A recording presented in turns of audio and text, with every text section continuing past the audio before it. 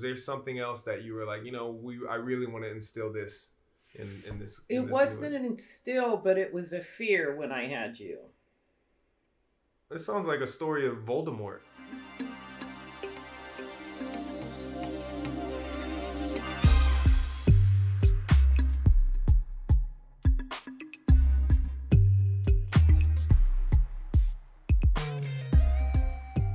Welcome to episode number 1 of the Innertained Podcast, featuring United States Army retired Barbara Thomas, my lovely mother. If you've ever wondered how to get kids to absorb certain values, or if you've ever felt like depression, whether it's short-term or seemingly lasting forever, is hitting you differently, or if you've wondered how you'll ever make it through this chaotic chapter of your life, then this listen is for you. We discuss all of this and more, including why my mom was terrified after giving birth to me in a way that she never felt with my 2 brothers before me. Thanks so much for being here. Please enjoy. Innertained Podcast. This is episode number 1. So I don't think you really know exactly what the goal is here. I have no idea. And that's what I love, because you're just down. You're just down. Yeah, let's do it. You're just up for the ride, whatever the hell it is. So entertained, basically the entertainment, right? The entertainment world and things like this. I think of entertained of things we can occupy our inner person, the things that we try, like our soul, right? Mm-hmm. You're trying to entertain the soul and you want to feed it good entertainment. Mm-hmm. So ideally, So I'm the entertainment. Is that your slot machine game that just Yes. Sorry, honey, you want me to go turn it off? Mom, can you just put it on silent? Because I can't just be honey.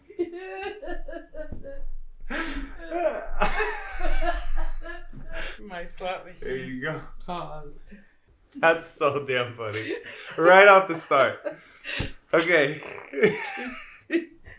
So, ultimately, from this, like the podcast, the goal is to sit down with just amazing people that have just some level of optimism in their life that is like, damn, that's admirable, So,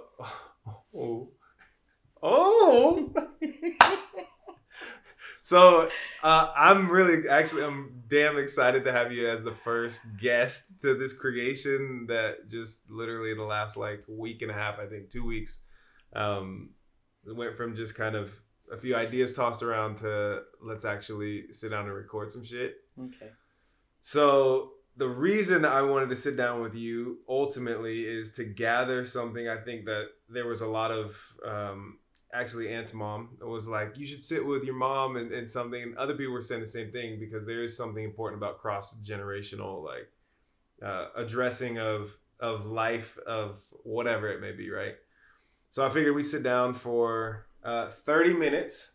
Okay. We're going to keep it under 30. That's the goal. This is a 30-minute timer. Okay. So we're just going to flip this bad boy. Okay. Let the sand run. And we'll just chat. And just see what is interesting about Mama Bear Thomas. Okay. The first thing that I wanted to ask was, I have a list of questions here. That's why I'm looking down here. When you're thinking back on motherhood, right? Mm-hmm. Like before you gave birth to my oldest brother. Yes. Your oldest of 3 boys. I want you to really like imagine before he was born, right? And I'm curious to know what was so important to you to instill in your child in the way that he lives life, like his perspective. You're just like, if nothing else, I want to make sure that he captures this approach to life. What was it for you before you had a kid? Before you had a kid at all? Gosh, that's so hard because I was a partier and those things weren't really. I have to come up with one, huh? You don't have to at all. You don't have to at all. If you don't have one, to me, I think always so important for me is sticking up for the underdog. Mm-hmm. I mean, that's always, and by underdog, I don't just mean when there's 60% of something and 40% of another. I mean somebody that's struggling at school, being teased, whatever. Those are important things to me. Right. Kindness, honesty, Mm-hmm. realism. I'm kind of a realist. Right. And so, I just don't bullshit. Yeah, you can say that. Okay. That's totally fine. So sticking up for the underdog, honesty, kindness, just being a realist, like Love, family. yes, all of these things. Because sticking up for the underdog was the first that came to mind for you, the party animal you are. Was. What? Yeah. Was. Kind of. So sticking up for the underdog, why was that something that was like just so important to you that you wanted your child, not something for you to work with in your life, but why was that something so important for you to pass down? This is the first child you're having. This is your first go at parenthood. Why was sticking up for the underdog so important for you? I feel like if you have one person, when that person's struggling, that just them knowing that you're there, even if you're not doing anything, just to know that it's one more person that's not against them, that's protecting them in whatever the environment. Right. It's just that sometimes that's all it takes is one person to make somebody feel worthy. Right. Right. And so that, I mean, I definitely agree with you, right? Like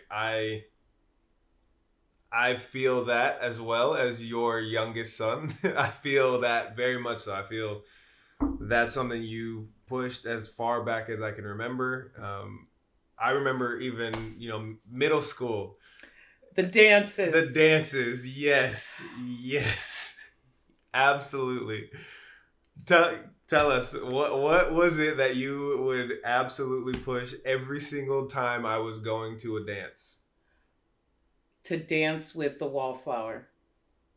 The wallflower. Can you break what is a wallflower for the those that don't know? one girl that nobody's talking to or dancing with or paying any attention to. Mm-hmm.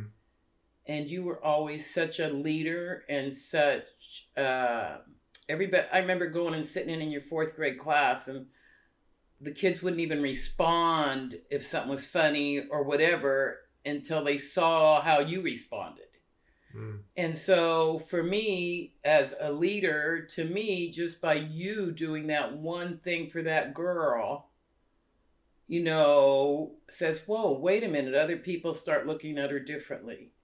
But why dances? I mean, I could, the wallflower at recess. Like, why was that the thing that you would push? Like you always talked about, you picked your battles as a parent. You're like, yes. As a parent, you have to pick your battles. You can't fight every single battle with your yes. child, which I think is fascinating and would love to unpack some more. But why, when you're thinking of picking battles, why was the battle at the dances?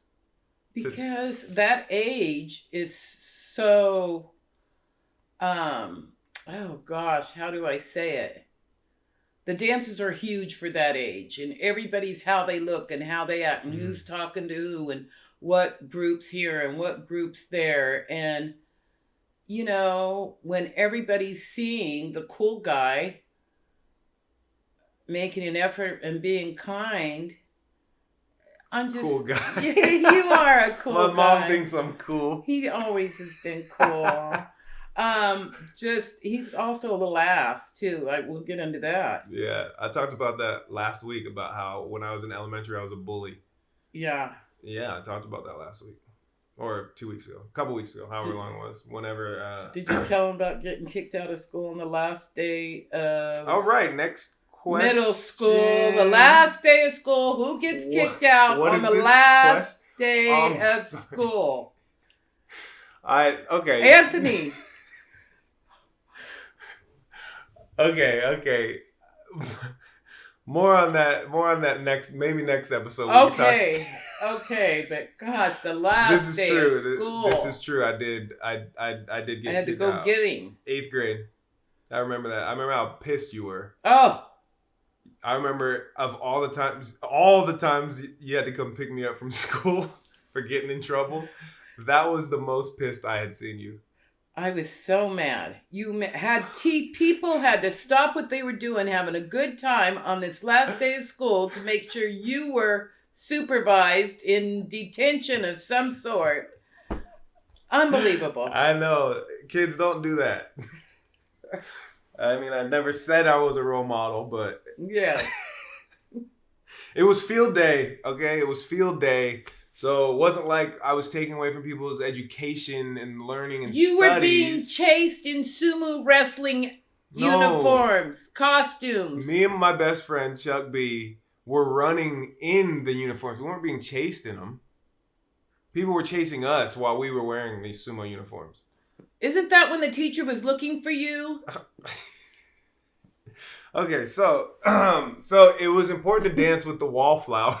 Yes, because I think that you can make a difference, a big difference, and I don't think that people realize the big difference that something like that makes. Mm. I wasn't a wallflower. It wasn't something I experienced. Right. But I could just see.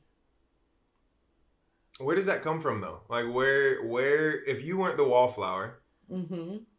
where in your life did this desire to fight for the underdog? Where did that originate? Do you feel like if you weren't the wallflower, if you weren't that person, where did this idea come from? I was an underdog when I was younger. I had my issues, and I mean, I had the things that made me feel like, Yeah, even though I was popular in school and got to dance all the time and all that. volleyball star. I wouldn't say star. Volleyball team That's member. a stretch. Volleyball team member. I could bump, set, and kind of spike, but that's the game, I think. okay. So, yeah, but yeah, I think it just comes from a place of pain, honestly. Personal pain. Personal pain. And were you thinking you can use your child as a vessel to either prevent that in the future for somebody else or maybe repair it for yourself in a way? Because you're creating this little creature to go off into the world. That's a really good question, and I would have never thought about the latter part of that. I mean, it just wouldn't enter my mind, but yeah. This is ridiculous, but I feel justified for all my screw ups because I put these 3 awesome human beings out in the world. Oh, so we're your payment. We are your prison time. So it's released me from any of that because it's all on them now. Enjoy, Ma. Enjoy. Okay. I'm good now. Just wash my hands. Just raise the kids, and as long as they're good human beings, you're good. You're off. That's good. That is good. That's interesting though, honestly. Like, I think, we see you see what is it? The beauty pageant moms, right? Mm-hmm. That are trying to live through their child and beautify them up and go out in there and win this beauty pageant and the pageantry stuff, right? And that's kind of an extreme example, but I feel like this is something every parent experiences to whatever level, and it just depends on how aware you are and how you structure that awareness in raising your child to figure out, is my child living the life that would be ideal for any human, or are they living the life that I want to repent for my life? Right? Like on some level, I feel can I just say, you guys are so good that I got a few to throw in still. it's not too late. It's not too late. It's not too late. So I think, okay, I'm fascinated to know the progression now, and I think this would be super helpful for anybody that's either a parent or a child or anything. And part of this is I'm hoping people will see our relationship that we're like, I'm an adult in most senses You're of the man, term. baby. I'm a man. That's I'm a right. man. You're a big man. So that's why they call me Big Ant. Shout out to my High Fives family, my favorite people. I'm curious to know, in the progression of your child raising, Yes. how did this change? From before your oldest was born, you were like, the one thing, I really want to stick up for the underdog, right? Mm-hmm. How did that progress from child to child? So that was your first child. What about, think back to right before, you had the middle one. He who shall not be named. He's a funny one. He's way funnier than I am. Way funnier than Anthony. Yeah. He's way funnier, for sure. So before you had him, was this the same thing that you were like, and this is just 2 years later. So this is just 2 years later. Were you thinking the same thing? Like, if there's anything that I can instill in this child, it's blank. Would it be the same thing? And if so, did it vary at all from the first go? I felt like I was winging it. I mean, I was in the Army. I had kids.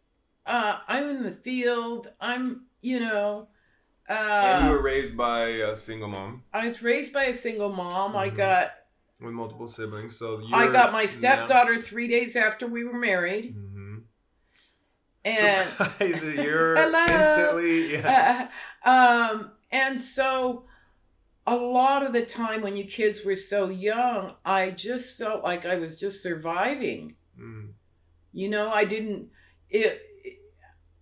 I wanted you guys, I was more concerned about you guys thriving and doing everything. I was just kind of surviving. Mm. And trying to do the best I could and hope it's enough. Right. Because, and I think people forget that mothers or parents or just anybody, a lot of times in their life, they're just surviving. Yeah. At that point in their life. Yeah. How old were you when you first had your oldest child? Who shall not be named. Now you're going to ask me these dates. You know the numbers and stuff. I think 23. Yes. It was like a week before I was 24, I had Billy Jr. Yeah. Okay, so mom said it. All right, so Billy, the oldest one. So, my first boy. Yeah, your first go at it. That's where you made a lot of mistakes, thankfully. By the time you got to lucky number 3.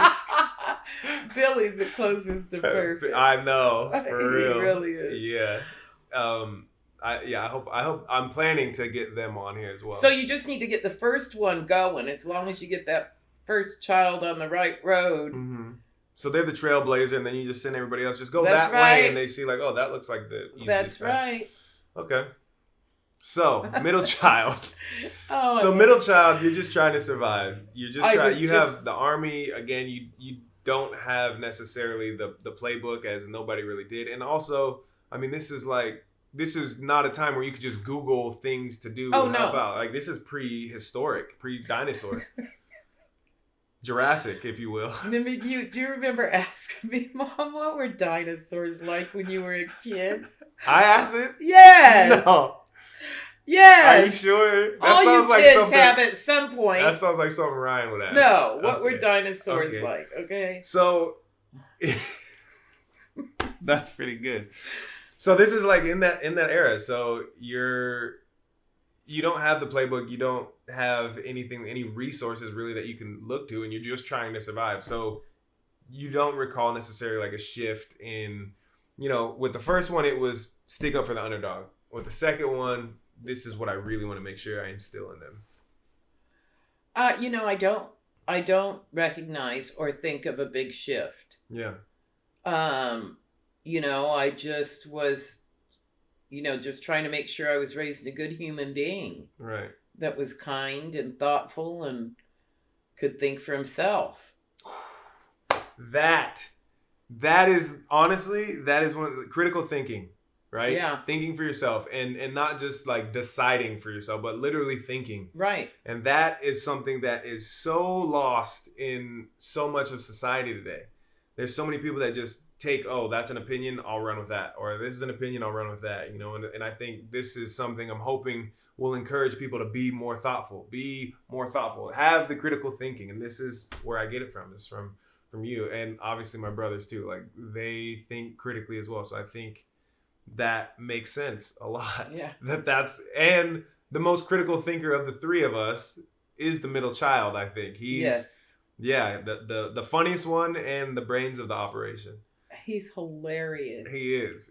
We're gonna get him on and you here. won't even realize it, but he probably has the softest heart. Yeah, he's got a hard shell though. He's got a hard shell for sure. We'll get to that. I'm gonna get him on here. We're gonna get him on the show. Okay. Okay, so we had the first child. It was stick up for the underdog. Middle child, we really, you're thinking critical thinking. Think for yourself, right? Which makes sense if you're just trying to survive. You're just trying to make. I need you to handle that. I work with me here. That's it. So that was a 2-year gap. Then there's a 5-year gap before you make the fantastic concoction that sits before you today. Yes. All 10 pounds, 7 ounces of him. Yes. What a champ. Uh-huh. Twins, almost. Was there any shift there when you were like, okay, these two, 5, 7 years old right now, and, I have this one here, stick up for the underdog. I have the critical thinking and everything. Was there something else that you were like, I really want to instill this in this? It wasn't an instill, but it was a fear when I had you. This sounds like a story of Voldemort. No, honey. You were darker than your brothers. It wasn't like I could take you to some country doctor in Arkansas like I did your brother when he was here and say, oh, Ryan Michael, he must be Irish. That's right. He's Irish. The name Ryan Michael. Right. So that brought a whole new thing because you're darker than your brothers. Yeah. So I scared you. It scared me. There's loads of stories here around this, like this going to a country doctor in Arkansas with the brother who is white passing, despite us all being the exact same makeup. Yeah. What would you say from going from the two that you're just like, oh, this to like all of a sudden there's a scary moment? Like, I have this little creature that I have to take care of who's going to have to be different than the first two because of how, the world treats darker skin, right? Especially in America in the 80s, right? So what is it for you that you're like, I have to make sure this is instilled? Oh, that's so hard because you don't want to be different than how you raised your other ones. Mm-hmm. Right? You really don't. You want to raise your kids, and you do raise your kids, basically all the same. Yeah. But there was other things I just didn't think. I knew because Nikki, when I got Nikki when she was 5, her other mother's black. So I knew that she was darker and people would see me with her, but they wouldn't assume or would just think she's with me or whatever. It wasn't the fear that I had when I had you. Mm. It wasn't the fear. I don't know why I wasn't fearful of it at that point. Right. But it wasn't the fear until I had you. Right. And then it was just a fearfulness. Because I knew your life's going to be different. I knew you're not a pass, right? Yeah. You're just not. Yeah. And we definitely had those experiences. I was chatting with Billy the other day, and I was actually sharing this on an Instagram live session where I told the story about being chased down the street by that woman when I was like 7, 8 years old, and she was dropping the N word, calling me a little N word, and all this stuff. There's a grown white woman, and then when you found out about this, that I had never, it's still to this day, I've never seen you so enraged and ready to fight anybody in my whole life.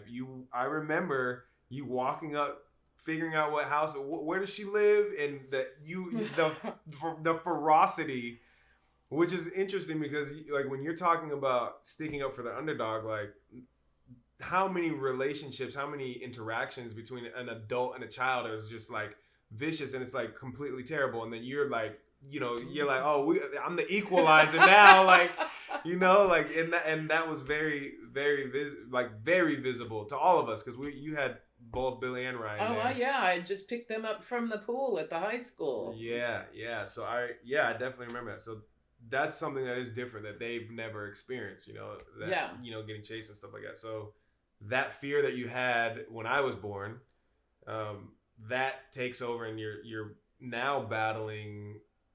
I want to treat you the same, but I know the world won't. Yeah. So what do I instill in you that is either the same or different, or do I have to teach a different lesson? Like there's a lot of questions around that, even present day, right? Yeah. Like we see how the world is present day and everything. So what's interesting to me is it's interesting that I've experienced these differences and things like that. And we've all talked about, like, our whole family, we always discuss these things. But what's interesting is I feel like the same, critical thinking, and even though both my brothers are white passing, they also have the understanding of a lot of these same lessons that they could have chosen not to. Right? Like a lot of people, if you're white passing, you don't have to know what it's like to walk around with darker skin and how people might treat you and things like that. So I think it's interesting because, like you're saying, you want to teach and raise in the same ways. And I feel like that's pretty accurate to how you did. But I'm curious, you looking at us, we're all in our 30s now. Mm-hmm. We're all in our 30s. And one's almost 40. Yeah, he's getting up there. He's definitely getting up there. What do you... Looking at us now, how do you feel with these key pieces of life that you wanted us to learn and grow into? How do you feel you did, looking at all of us in our 30s? Well, I think I did a great job. In spite of myself. No matter how hard I tried to screw it up, I somehow managed to do okay. I mean, really, honey? Yeah. I mean, come on now. So, I want you to, I'm not going to put words to that. Unpack that. Well, what does that mean to you? Like, despite yourself, like, what does that mean to you? What does it mean? You guys rag me all the time. You guys know all the things I've done, all the stupid stuff I say and do. Mm-hmm. And, that's what I mean, in spite of myself. Yeah. Because I'm not PTA, going up on all of that. I'm like involved in the school and the stuff. Yeah, sports. We were at all your guys' games and stuff in sports. Well, you might have been at the game. I'll give you that. Okay, I talked through the whole damn game and missed everything. You missed Billy's first touchdown throw in high school. I know. You missed You missed Ryan's first dunk. Oh, I know. You were at the games though. You were there. It's not just you kids. I've done the same for my grandson. I know. For Xavier. I've done the same thing. But okay, yeah. So you weren't involved in like the parent teacher, the school stuff and things like that. Actually, even like the cheery, like what I would call it today, like the Pinterest mom who, she does all the creative crafts and, like we're going to do all the decorations together and all that stuff. Like, yeah, that wasn't your jam.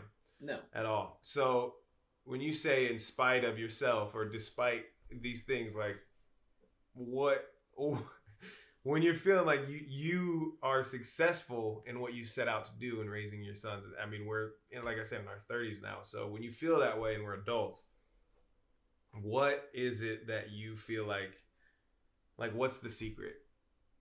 Whether intentional or not. I think there's a few of them. One is to keep you so damn busy that in sports or school or whatever activities that you don't have time to be a latchkey kid or to come home and get in trouble. Yeah. You know, another, I think you should keep your working until your kids are in junior high. Because I think that's when you start losing them if you're not home. Yeah. You know, where people do it the opposite. They're like, I want to stay home when they're a baby. I think it's the opposite. I think you should, you know, junior high, if you're talking or can or however you want to go about it, that's when you got to put in the time. Yeah. I think that is a good point, specifically to me, my upbringing. Because that's what I had, right? Like when I went into middle school, you were there, right? Yes. You were retired from that point, from middle school and through high school. But what about Billy and Ryan? I mean, they're also part of your success story in their 30s and doing very well, that you feel proud and everything. And you weren't there middle and high school. You weren't home. You weren't retired for them. So no. However, we were at every game. We were involved in everything that was going on with you guys. And one thing that I always loved was when your friends came to the house instead of you going to somebody else's house. I preferred you guys to hang at the house there, whether it was with the little plastic pool we put up or whatever. Yeah. Just because I knew what was going on. Okay. So I think these are obviously, I would say these are good parenting tips, but what would you think? I mean, in terms of passing down this optimistic perspective of helping people, right? Sticking up for the underdog and critical thinking, right? And then navigating race, right? Like these are the things here.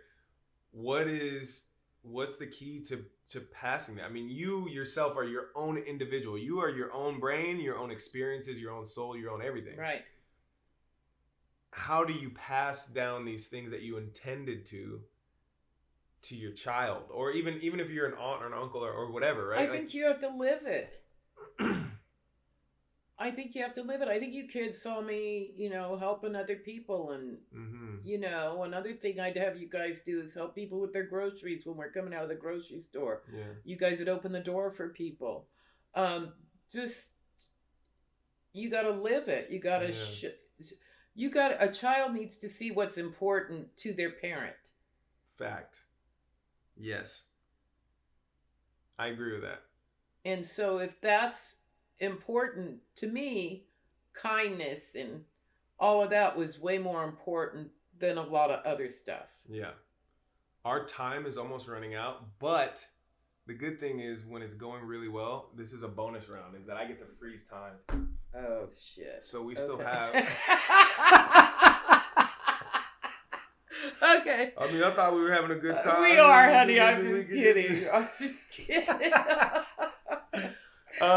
That's only for when I'm having a great time. Okay. Otherwise, I'd let it run out. Okay. And how rare do we get to say, like, oh, I'm spending time with my parents? Yes. You know, a lot of people they're not fortunate enough. You know, parents have passed or things like this. So. And this is the first time we've gotten together like this, and it's because since COVID. Because you had 3 COVID tests this week. Yes. So that's why we're okay to do this. Yes, definitely quarantined mom and triple COVID tested big aunt. Yes. Yeah, so I think freezing time is it's perfectly fitting right here. So I only have like 2.5, 3 more questions here, but I definitely want to dive into these. So okay. You think it's for passing down these things that you desire, you want your child to have these things, it's about living it as the parent, which I completely attest to. I don't know a single person that's met you, friends or strangers or anything. I don't know a single person that's met you that could say that you were not a giving person, a caring person or things like that. And we always did see you, you know, giving money to homeless folks or even the ones that might be faking it. I Those know. ones watching No, you. my favorite one was the guy that was standing out there and says, "I need money for a beer." I said, "You're getting the money, buddy, because you're honest." Exactly. In rewarding honesty. Yes. That is huge. Yes. For sure. That's very true. You definitely lived it. A question kind of on topic with the passing these things down to your child. Is it ever too late to start that work as a parent? I don't think anything's ever too late to start working on any relationship or anything, period. Yeah. When's it too late? Why is it too late? You don't know how much longer you have. Why is it too late? That is what I'm talking about. This is the critical thinking that people don't engage in with themselves, right? It's like just asking why. Like just the simplicity of the question why, right? What I think of this is like the child question, the child journalist, right? Where they're just like, "Hey, what's that you're wearing?" And you're like, "Oh, it's just a shirt." "What's that?" "Oh, it's a button." "Why?" To hold together this part." "Why?" And then you start thinking like, well, shit, I actually don't know why. I don't know. Why is this even cut? Why was this intentionally cut so that they can put buttons on here? Because it's a Henley. Right. There we go. But it makes you think, like, just Yes. that questioning, like, why? Like, why is that? So, yeah, when you're thinking, like, my parents are old, set in their ways and things like this, or my child is an adult, I've already raised them, they're out of the house on their own, all that stuff, like, why would I try to repair this or do anything with the relationship now? Like, the question is, yeah, why? And also, why not? Like... Yeah. Well, I think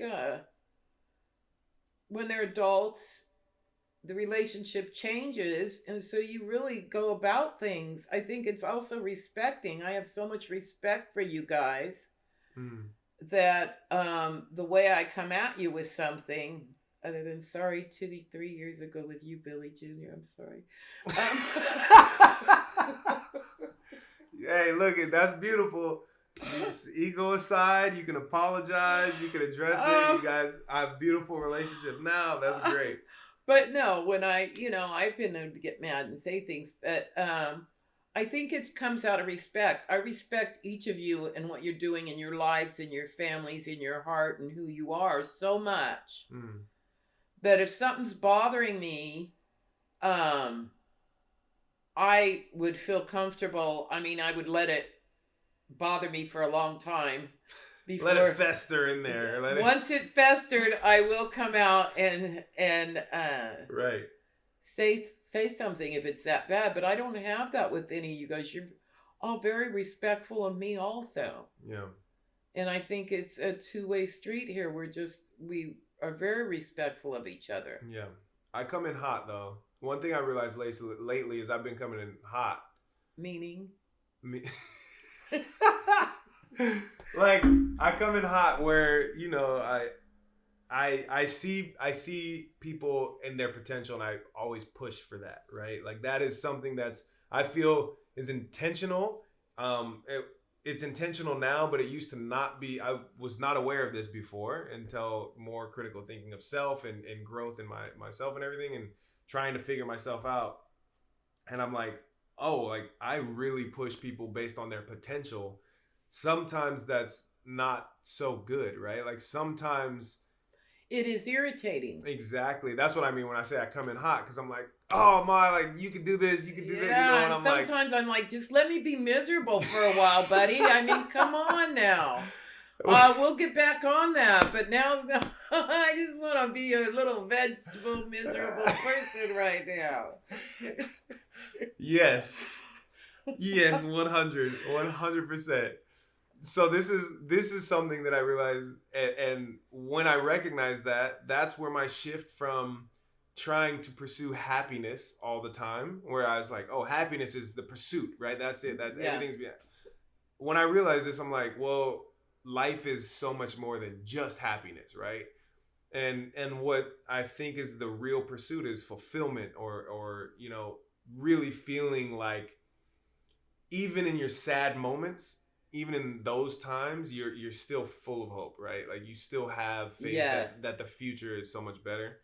And that's something that I realized is like, man, I have been like for the last couple years, I've been like I've gone in on you and Pops a lot on like, man, come on, you know, like I'm pushing this stuff, and I'm like, I need to realize and be more mindful of like, look at like again, you know, you didn't have the playbook growing up. You were both of you guys raised by single moms with multiple siblings and very low income situations, and I mean the playbook wasn't there for you. You didn't have the visuals, you didn't have the optics of any of this, right? So it's like, how can I be so firm and so hard on you guys trying to push for your potential and stuff when in reality, like freezing time, it's like I don't know how much time I have left with you guys, and this is where like I don't want to spend it just pushing.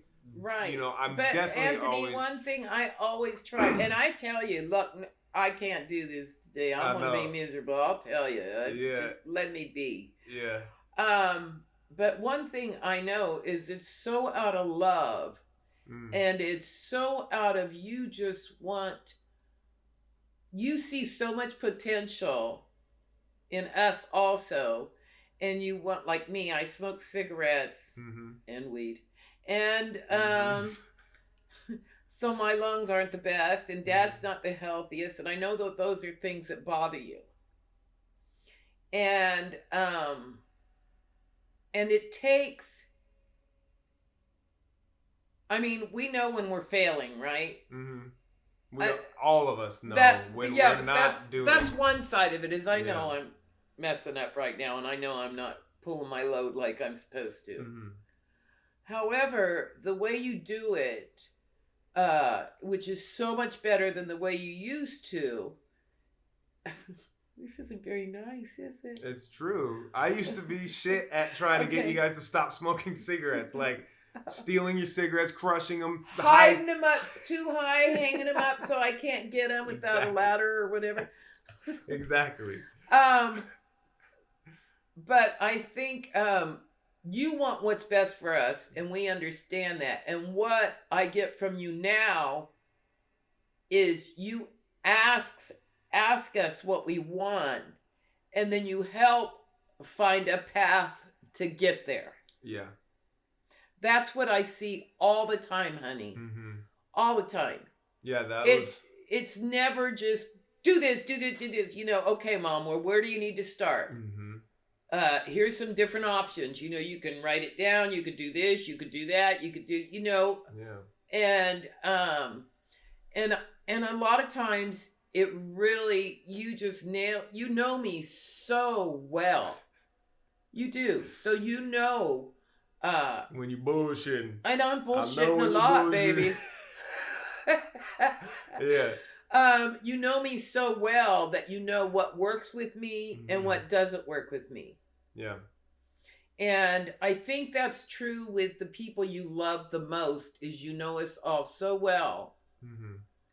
And you, one thing I just have to say, one thing I absolutely love about you is, to you, time is more important than money when you get time with you. Well, let me rephrase that. I take that back. No, but you're not going to buy somebody something. You're going to spend time with somebody. You want the experience. You want the time. Those are things that I just admire so much. You go without sleep. You go do all kinds of crazy stuff to make sure you can be with the people that you love. Yeah. Whether that's Jeanette or Ryan tomorrow or whatever, you know, or Billy, 3 days ago, yeah. Whatever, you know, you make sure that you give the family the time. Yeah. I'm trying to get better at that with my nieces and nephews. Because that's like to the point where it's like we know when we're failing. That's something I'm failing at. I'm not there enough to, and it's not to somebody else's standard, right? It's not like, oh man, I feel kind of bad about this. It's like, no, I feel bad about it because I'm not at my standard for what I desire. If I mean, I have a great relationship with him. It's not Yeah. like our relationship's Oh, it's bad. beautiful. Yeah, we have a fantastic relationship, but what I want is I want to be way more present, involved, interactive with them. And so because I'm not at that point, I haven't been acting up to the point that I desire. That's where I feel like that little angst inside where it's just like, man, I do that about grandma. Yeah, I do the same thing about grandma. We talked a lot about that for sure. Before we go, because I think this was a beautiful chat. What is something? This is all about pursuing optimism over happiness, right? Like the whole premise here that I'm really trying to get this message out is there's so many self-help gurus, everybody's saying you have everything you need, you don't need anything else to be happy, just happiness, and punch through it, you can do it. And to me, I think that's so flawed, because happiness, first of all, being happy is an emotion, right? That's not a destination to pursue at all. So optimism and pursuing a position of optimism in life, which I feel like you taught us all, even in the realistic perspective, the pessimistic perspective, because those play a role here and there too. Right. Optimism is the root of it, and the distinction that I made is like, the other day, if I were pursuing happiness, or if you were pursuing happiness, and that whole pursuit of happiness perspective, then when you feel anything other than happiness, you feel like a failure. Right. You feel like, I'm sad today, right? A few days ago, I had to put Penny down, the family dog, right? And that crushed you. Like, you were so sad. And I was sad. I love you. I love the dog. Yes. I was sad too. It was a shitty day. Yeah. If I were focused on pursuing happiness, that would be a day that I feel I'm such a failure. Why am I feeling this way? And it's like, everybody know, like, you're not a failure when the family pet dies and you feel sadness, right? You are a good human. You have a heart. Like, that's a beautiful thing. So when you're optimistic, though, you have hope regardless of how dark the space is. You have hope that tomorrow is going to be better. Or if I've been sad for a week, I still have the hope that next week is going to be better, or a month, or anything like this, right? Like, that's very, very different. And that's what I'm hoping to get across to people here. Yes. Is optimism over happiness, right? What would be your message that you want to share with people in living a life of optimism? Like, what is it that you're like, you know what, just blank when it comes to living your life, and something that would be kind of living for optimism, or living an optimistic life? Or do you even agree that, do you even, maybe you have a different Well, yeah, I always think it gets better. Right. But like you said, there's valleys. Yeah. There's a lot of valleys in that getting better. Yeah. And I think for me, I think it's huge when a person that's depressed, or having a depressed issue, or has depression or whatever, realizes that it's so freaking normal and it's okay. Yeah. And I've had a history of depression, but my depression is not a weepy, whiny, crying. Mine is a motivation thing. I can't make myself get up and do things. And, but I still always think that it's just around the corner is a lot better. Yeah. And I don't know why I think that. I guess because it always has been, right? It always has been right around the corner. I mean, look at my life. It's beautiful. Look what I have. Yeah. What can I not be thankful for? Right. I have so much to be thankful for. Yeah. That right there is the key, in my opinion, is gratitude, right? Yeah. This is Gary Vee. So many people dislike Gary Vee. So many people love him. Before I even had an opinion on him, the first time that I watched Gary Vee, he's a motivational speaker, like all this stuff, businessman and everything. And he's very much in your face and everything, but he's all about gratitude, right?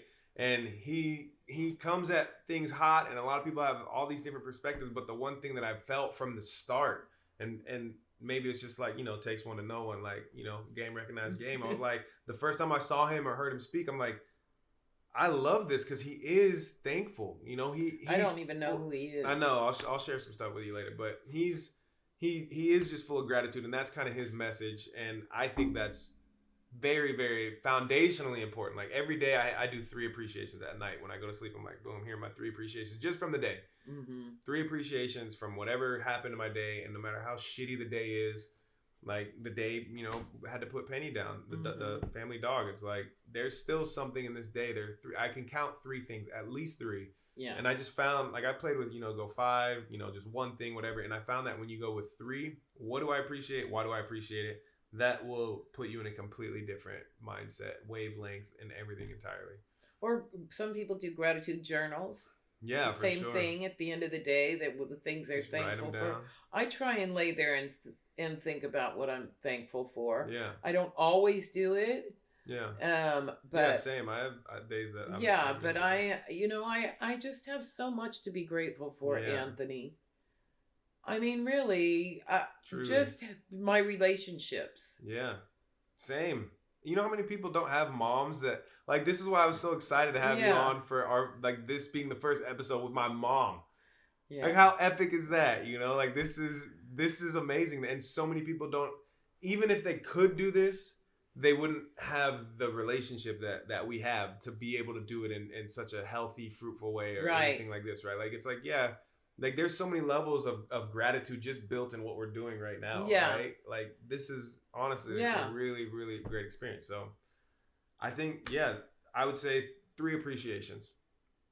And don't limit yourself there. Yeah. That's Mama Bear, Mama Thomas. That's your prescription. UC Berkeley mom. That's right. Anna Coog mom. Mm-hmm. And what was the school Billy went to? Anthony Jamal Thomas. Whoa, you gotta go with my whole name? I'm gonna bleep that out. Don't worry, I'm gonna bleep that out. You little shit. I was actually asking genuinely, but that is also funny for obvious reasons. This one will be good. Okay, so mom's prescription for optimism, a life of optimism, passing things down to your children. It's never too late. And live it. Live it and count your blessings. Appreciations. Yes. Daily. I am thankful. That's it for episode number 1. Big thanks to Mama Thomas. I love you, Mama Bear. Thanks so much for your support and for being our very first guest on the podcast. For everyone listening, if you found any value at all, from enjoyment to insight, please send me a message and let me know. I want to keep the good stuff flowing here.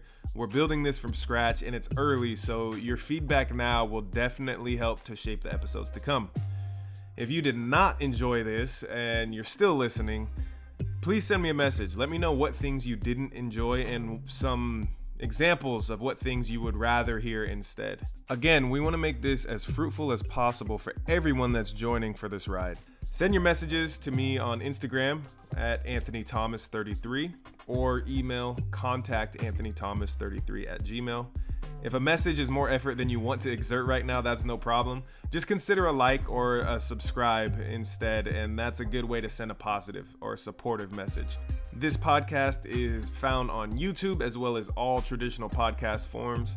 By the way, the school that Billy went to is Southwestern Assemblies of God University, and he went on to build and lead local youth groups through community support, sports, and other healthy forms of leadership. The whole family is incredibly proud of him, and he's surely impacted more lives in a positive way than I can count. Thanks so much for hanging out. State your appreciations from today, and we'll talk soon. Much love. Peace.